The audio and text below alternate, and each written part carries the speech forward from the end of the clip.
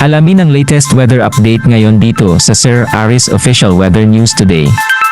Sa ngayon po, wala naman tayo minomonitor na anumang bagyo or low pressure area sa loob at labas ng ating Philippine Area of Responsibility. Pero meron po tayong tatlong weather system na currently nakakapekto dito sa ating bansa.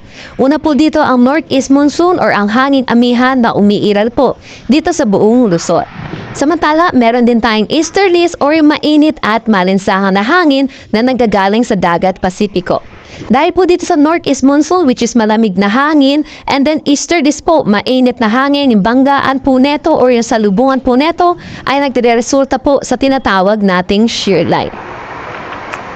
Dahil tayo sa magiging panahon natin ngayong araw, kung makikita po natin dito sa Luzon, Northeast Monsoon po ang iiral sa atin, pero kung makikita din po natin yung eastern section po ng ating bansa, particularly dito sa may Cagayan Valley, Aurora at Quezon, makakaranas po sila ng maulap na papawirin na may mga mahihinang pag-ulan.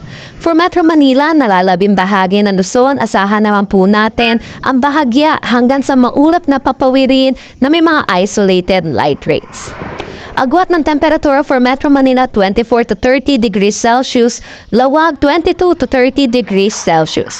For Tugigaraw, asahan natin ang 22 to 29 degrees Celsius, Baguio 15 to 24 degrees Celsius.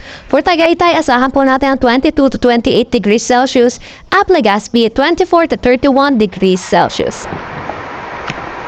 Kung makikita din po natin, makakaranas po na maulap na papawirin na may mga kalat-kalat na pag-ulan dito po sa may Northern Samar at Eastern Samar, dulot po ito ng shear line. And then kung makikita din natin for Dinagat Island, Surigao del Norte at Surigao del Sur, makakaranas din po sila na maulap na papawirin na may mga pag-ulan, dulot naman po ito ng easterlies.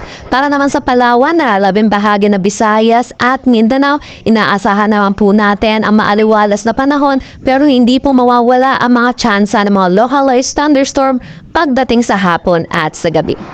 Agwat ng temperatura for Calayan ay nasa Puerto Princesa 24 to 33 degrees Celsius, Iloilo 25 to 32 degrees Celsius.